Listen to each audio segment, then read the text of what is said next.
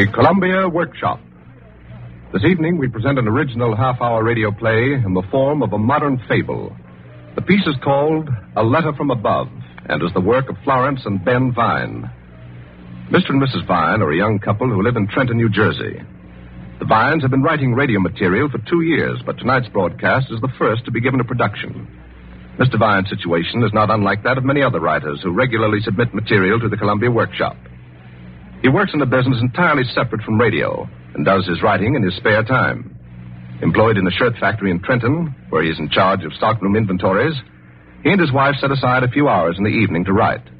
And now, one of their efforts. A gently human and freshly imaginative comedy comes to the air. We present by Florence and Ben Vine.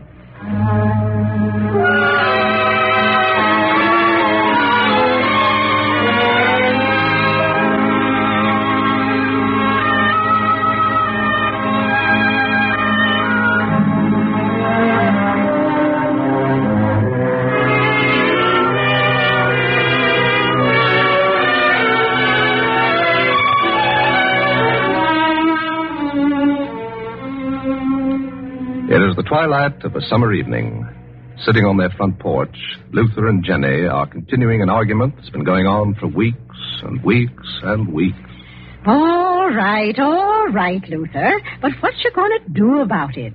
You can't walk up to a whole country of people and say, look here, there ain't going to be no war. You can't do that. No, I ain't saying I can, but still, that's the time to stop it before it gets started. Oh, sure, it's easy enough to say that, but how are you going to do it? One thing certain, going to the people ain't going to do it. They got nothing to do with it. That whole continent of Europe ain't run by the people. It's the leaders. You'd have to go up to them and say your little piece about ain't going to be no war. Well, who's going to do your talking for you? Well, I didn't say me. I said somebody who has... Well, somebody who's familiar enough with them fellas. Somebody with influence, you mean? That's it. Influence. That's what you'd need. Shh. What's the matter with you, Luther? You want that Mr. Winch to hear you? What's the difference? Why, is he out on the porch, Jenny? He is, and he don't need but the least bit of encouragement before he's over here again telling you how dumb you are. Oh, Jenny. Well, it's true. I can't help it. He can talk louder than I can, and besides, how could he hear what we was talking about? I didn't hardly do no more than a whisper. Anyhow, it is influence that you'd need. What's that you said, Luther? Uh-oh. Influence? Well, now. Hello, Mr. Winch. Evening, Luther. Evening, Jenny. Jenny. Guess I must have been eavesdropping, folks. Inadvertently, though. Absolutely inadvertently. Luther, what for do you need influence? Me? Influence? Yeah. Oh, don't be bashful now. I heard that word influence all right. Heard it 2 or 3 times. Come on now, Luther. You don't have to hide anything from a next-door neighbor. You know, I swing a little drag around these parts. You do? Oh, sure. You know that. Now, what is it you need? Well, I was just wondering... Luther? Yeah. Well, I was just wondering how a man would go about getting one of them now political jobs. A good one, you know. Oh, you bet I do. I see what you mean now. Sure, you need influence. You got to get a letter, Luther. That's all. A letter from above. From above, eh? Well, I guess that lets me out. No, sirree. Now, you come with me over to my house. What for? Come on. I can get you started. Oh, no, I didn't really mean it. I was just wondering... There's no time like the present, you know. You got something on your mind? Do it right away, I always say. Yeah, but I got a good job. A pretty good one. Oh, Luther, you ain't got no gumption. You come on over and let me fix it up for you. Come on now. Shall I, Jenny? You might just as well. Now, don't be late, Luther. I won't, Jenny. Just be a few minutes.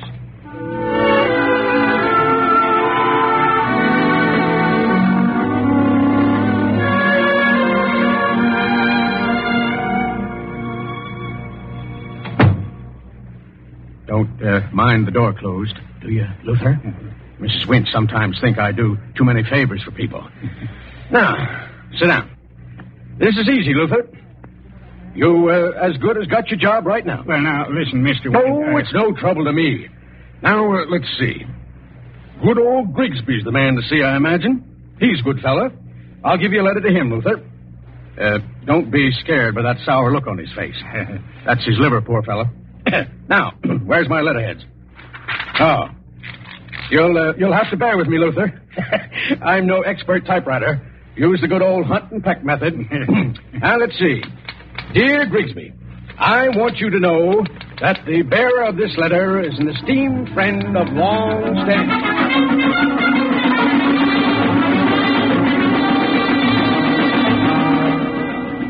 A very personal friend of mine, a splendid chap and a capable man. A favor for Luther is a favor for me. Truly yours, Josiah Winch. Your name's Luther, eh? Yes, Mr. Grigsby. Well, Luther, we're going to do everything in our power. Now, I'm not promising you no job. Oh, sure, Mr. Grigsby. All right. Now, let's see. Barkers. Yeah, Barkers. He's the man to see. I'll give you a letter to him. Golly, Mr. Grigsby. Well, any friend of Winch's is a friend of mine. Now, dear Mr. Barkers, I want you to know our friend Luther. He has all the qualities that you need in your...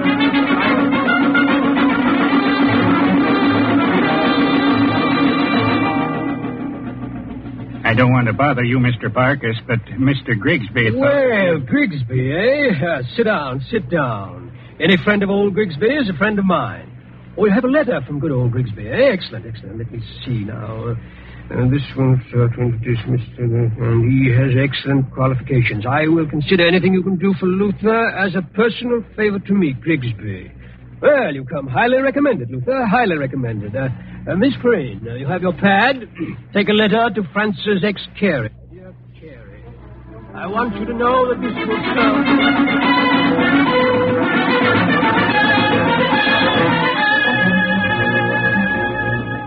An excellent fellow and a dear friend of mine. Anything you can do, and so on, so on, so on. Well, Luther, that's fine. Mighty fine. I'll give you a letter at once to Mr. Somerville. He's Director of Personnel for the Procurement Division. Well, golly, thanks, Mr. Carey. I never expected... Not a word. We'll do everything in our power. Wait till I get this dictaphone going. Dear Somerville, I want you to know a personal friend of mine. He's a gentleman whose friendship I've enjoyed for many a year.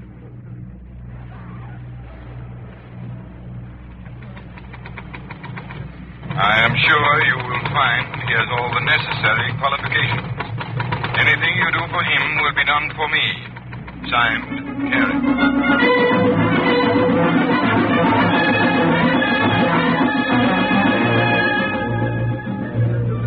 All right, then, Luther. You report in room 1217 Monday morning. Salary, $3,600 a year. 36? Why, Mr. Somerville, that's $300 a month. That's $150. 75 a week.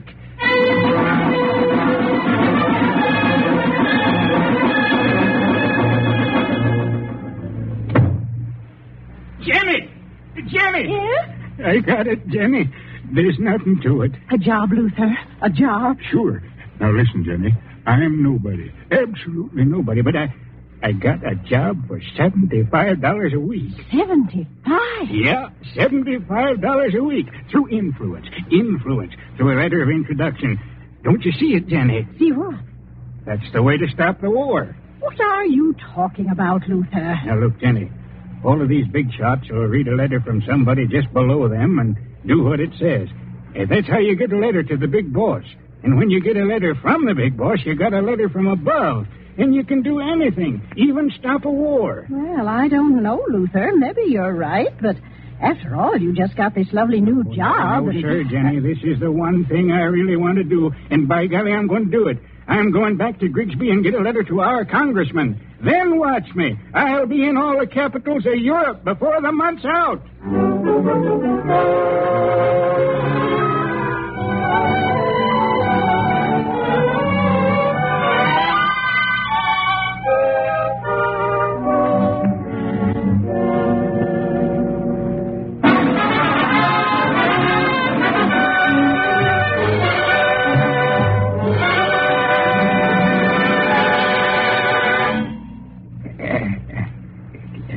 Can I come in, Your Majesty? Huh? What? Oh, come in. What are you selling? I ain't selling nothing. No? No, I'm here on important business. Well, look here. Simply move that chair a little closer, will you, old fellow? That's it. We want it for our left leg. There we are. Now, you really mean it, don't you? About important business? I sure do. My dear fellow, we assure you, you have our undivided attention. Your Majesty, I got a letter to you. You have? Oh, yes. Some chamberlain or lord-in-waiting or other mentioned it. You know, we've so many of these chaps around. Is it a letter to us? Well, now, Your Majesty, just who is this us? Oh, come. You must know a king always designates himself as plural. No one could possibly be so naive. Oh, but we were forgetting. You're an American. See, I like you. They told me you was called Charlie the... Well... Well, we know, yeah. Charlie the Unaccomplished.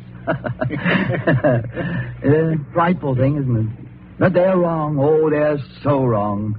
Do you know that we are the kingdom's #1 salesman? We only buy an article to have it immediately become a bestseller. Is that being unaccomplished? We don't think so. But the letter, man, the letter. Yeah, here, Your Majesty. Open it up. Oh, the ambassador. Well, this is the first time any ambassador's written to us since our accession. Well. Good. Now, the letter does not state what your business with us may be. What may it be? Well, it's like this, Your Majesty. I'm trying to stop a war before it starts. Goodness, you are an astounding chap. What war? Everybody knows we're heading for a war. And if it starts, your gang and the boys of this here Gorgas over there is sure to be in it. Oh, Gorgas. That man's name enters every conversation. Tell us, what is your name? Luther. Tell us, Luther, is this really as much as he's made out to be? Well, he must be quite a boy. He tells them what to do over there, and they do it. Well, that is really being quite a boy. Well, we can see you're in the wrong chamber. Our ministers manage all of our political affairs. Oh, this ain't political, Your Majesty. It's a lot bigger than that. Now, look here. Nothing can be bigger than political affairs. Oh, but this is. It takes in all of humanity. Golly, once this war starts, well, golly, that's all. As you say, golly. No. We fear you are in the wrong chamber. One moment. There was a time when wars, if they had to be begun at all, were begun by kings, wasn't it? Yes. You've never heard of a king's preventing a war, have you? No, but... Hold on. No. Of course you haven't. That would really be an achievement. Yes, dear me, we should enjoy that. They'd have to cease calling us Charlie the Unaccomplished. Good. Oh, dear, but how does one go about it? Well, easy, Your Majesty. Give me a letter to Gorgas asking him to do me a favor, that's all. You have to know how to do these things. Indeed, one does. And that is all? That's all, Your Majesty. Dear. How could anything be simpler? And the war will never be started? I guarantee it. Charlie the Accomplished. Luther, you astounding chap, it shall be done.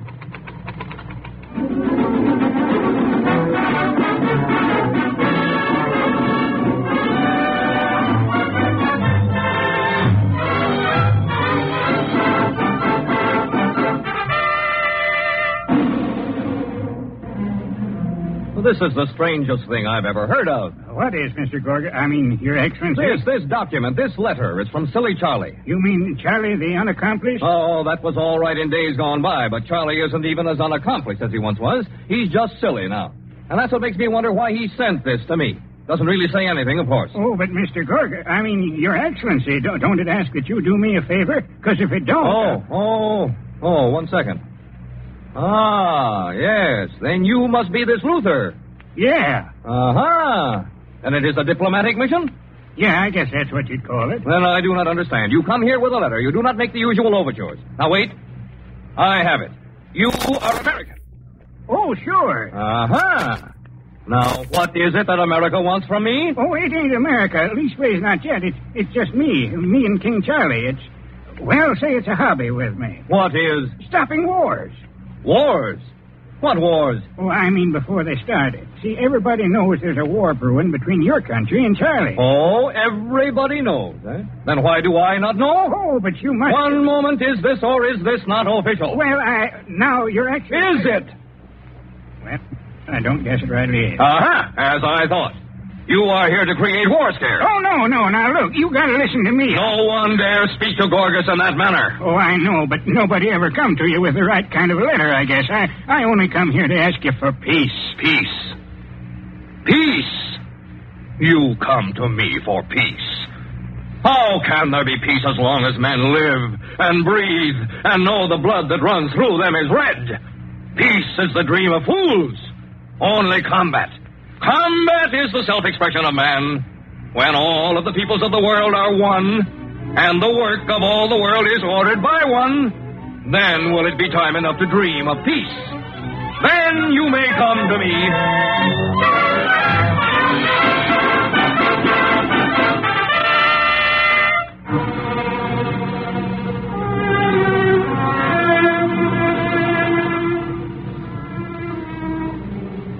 I can't get it straight, Jenny.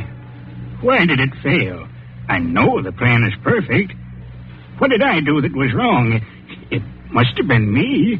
Why don't you go over it from the beginning? Oh, I've been over everything and done 100 times. Well, let's do it backwards then, and maybe we'll have better luck. Now, the last thing, you talk to this here Gorgas. Before that, you give him the letter from above. Now, wait a minute, Luther.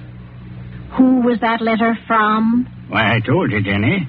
From the king. And the king is the ruler of a country, ain't he? So he says. And Gorgas is too, ain't he? You mean... Why, Jenny. You see, Luther? I told you. The letter. The letter didn't come from above, Jenny. It was from one equal to another. Mm-hmm. Why, that means we can... No, wait a minute. Who in the world could be higher than the ruler of a country? Nobody, Luther. Nobody. Oh, it just can't be done. Wait. Jenny! We got to get a letter from God. Luther, don't blaspheme. I'm not. We got to get a letter from God. We got it, Jenny. But you can. I can. I know it. Is there anything God wants more than peace? Is there? Of course not. He'll do it. I know he will. He's just got to do it. He can save the world from destruction. Jenny, I got to get a letter to him first. Are you determined? Of course Luther? I am, of course. Well, then, go see Preacher. Preacher, right.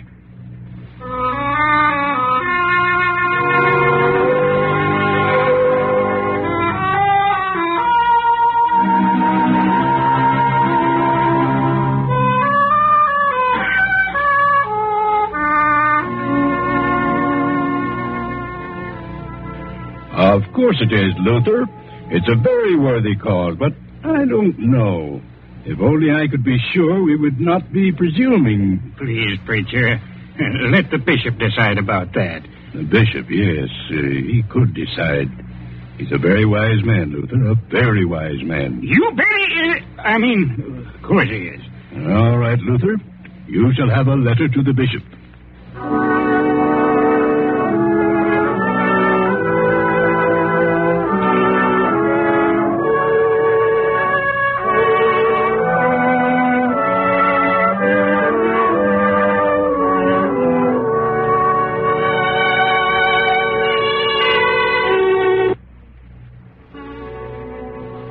But, Bishop, you won't say what you think of my plan. It's worth a try, ain't it?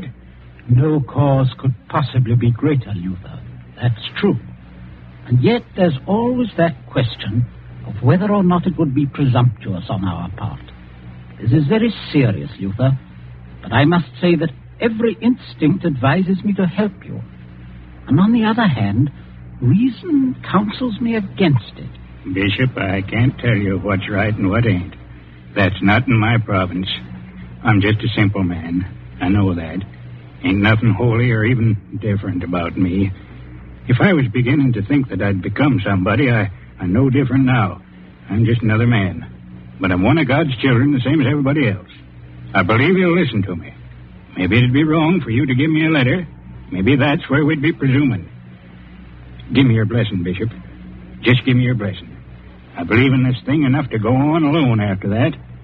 I couldn't be wrong. I don't believe you're wrong, Luther. I can't tell you what to do, but you have my blessing. We never know who among us can speak with God.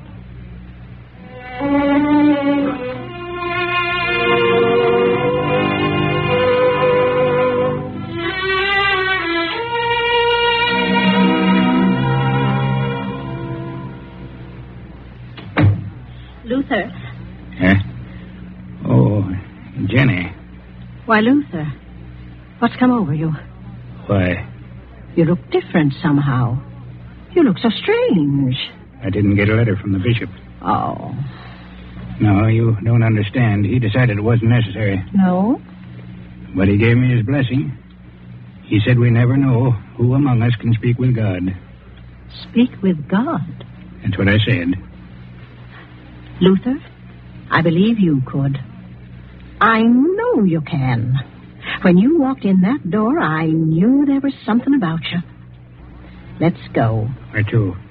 You want to go to a holy place. I'm already there, Jenny.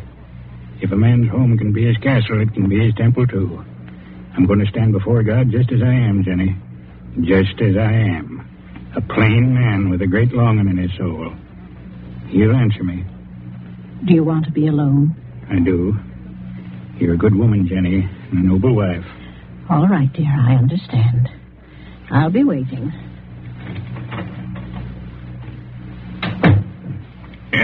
Dear God, I got a request to make of you. In the name of all people in this world of yours. I hear you, Luther. Oh, God, I need your help. We all need it. There's a war brewing over there, a terrible one. I know it can't be of your making. I don't know whose fault it's going to be, God, but I know there's some people who could stop it if they was to want to stop it. I know, Luther. I ain't deserving to be the one to ask you, but I don't guess anybody else has happened to think of it. There's no question of that, Luther. What you want is a letter, isn't it? That's it, a letter. You want me to give you a letter to Gorgas, don't you? Well, I think you ought to have that letter. And you will give it to me? I'll send it to you, Luther. It will be in the morning mail. Praise be to God. It will be just what you need. And how's that there Gorgas going to know it's the genuine?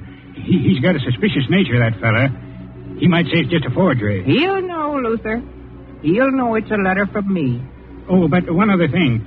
I'd like to be able to tell him about it right away to make sure I get him in time. Can I tell him that I as good as got the letter? Luther, you may tell him you have the letter. Your possession of it is a fact. For the will and the faith are all that any man needs. Thank you, dear God.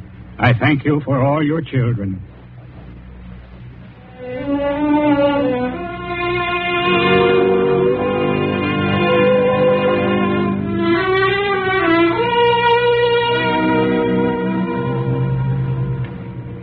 Jenny, I got to do something about it right away. I got to talk to that Gorgas fella. Do you mean call him on the phone? Well, we can't wait for no letters. We got a few $100s in the bank. Ain't this a rainy enough day? I'm going to call him up at my own expense. Hello, Central. Look, Central, I want to call Europe. Yeah, Europe. That's right. Now, I don't rightly know the number I want, but do you think there's somebody around your office can talk a foreign language? Huh? What language? Well, I don't rightly know about that neither. I want to talk to that Gorgas fella. Yeah, Gorgas. No, I ain't fooling. You just tell him it's Luther calling from America. He knows me. That's right. Luther. Yeah, sure. I'll wait. She says she'll ring when she makes the connection. Oh, I'm all shaken and goose-pimply. But you, Luther, you look calm as a summer night. Yeah, I ain't, though. Oh, if only that... Oh. Yeah? Yeah, all right, I'm ready. Hello? Hello? This is Luther, Your Excellency. You know. Luther? That crazy fellow with the peace plan? The one with the letter? Yeah, that's me. Well, now, look here, Luther. I got him, Jenny. I don't want to get the reputation for being a hard man to deal with. Really, I'm not. Tell him what you want. There are some folks who misunderstand me. Let him talk a while. But really, I'm not a bad fellow. However, I think that you're carrying this thing too far. Oh, but Your Excellency, I got another letter for you. Letters, all the time letters. There is too much literacy in America. It is not good. But this time the letter's from God. What's that? Ain't this connection any good? I say, I got a letter to you from God. Oh. I see. Yeah. What do you want me to do, Luther? Just promise there won't be no war. Well, I must see the letter, Luther. Sure, I'll send it to you. I'm afraid that won't do. Not an hour ago, I sent an ultimatum to Charlie's ministers. It expires in 72 hours, and after it expires, of course, there's nothing I could possibly do. War is inevitable. 72 hours? That's only 3 days, ain't it? Make him listen, Luther. Make him listen. Quiet, Jenny. Look, Your Excellency, I can send it airmail and special delivery. Yes? You ought to get it in 48 hours. Yes? You promise to call it off? Well, of course, if I get it in time, I must. There would be no way out. You'll get it in time. Very well, Luther. And, Your Excellency. Yes? Would you mind very much if I just sent you a copy? I don't know. I'd sort of like to hold on to this letter. It's very precious. You can understand that. I see. Well, if you have the copy signed and sealed by a notary public. Oh, yeah, sure. Very well, then send it along and address it to me personally. That's the only way to get anything done around here. Gorgas must do everything if it is to be done. Yes, Your Excellency. Well, anyone else do anything around here? Will anyone else? Your Excellency, no. This is costing me... Even the slightest detail must be left to me. The state has a great future, yes, but that future rests in Gorgas. Hang up, Luther. No one else is of any use. Oh, I couldn't. No one. I speak for the state. I think for the state. I act for the state. I'm the very essence of the state. The very essence. Hey, Your Excellency. What? What's that? This is costing me a fortune. Oh, all right, Luther, all right. Frankly, I can't tell you how glad I am that you called. No kidding. I mean it. You see, a man's tongue sometimes runs away with him. You're telling me. Yeah. Huh? Well, this war was just coming along of its own inertia. I started something, and the only logical end was a war. But now, well, you've taken care of everything, Luther. I didn't think there was a possible way out, but you found one. Now I can relax. Actually relax. Why, Luther, I can even work with my stamp collection again. Say, maybe you can help me. Luther, could you send me stamps from America? Well, I guess I could, Your Excellency. Good. I'll start with that letter you're sending me. The copy, you mean? Yes, the copy. It's all right, Luther. You can relax now. Look, Your Excellency. Everyone can relax. You don't know what a relief this is to me. Go on, Luther. Hang up. There. Some people just don't understand economy. Where would we ever be if we wasted money like that? Where'd we be? Where are we? Now that this is all settled, we got to go back to everyday things. I got to earn a living. And here I left one job to get another, and I never even took. Yes, I know, Luther.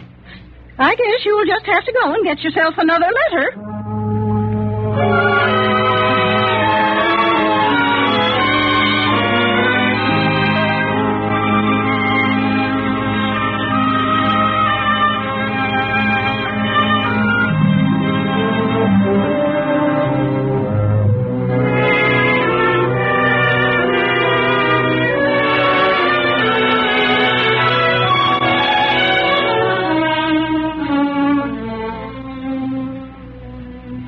The Columbia Workshop has just presented A Letter from Above by Florence and Ben Vine. This evening's play was their first radio production. The part of Luther was played by Orth Bell. Jenny was played by Edith Spencer. Original music was written and conducted by Alexander Semmler, and the entire performance was under the direction of Earl McGill. 1 week from tonight, the Workshop will bring you a story by W. W. Jacobs titled The Circular Tour, adapted for radio by Eustace Wyatt.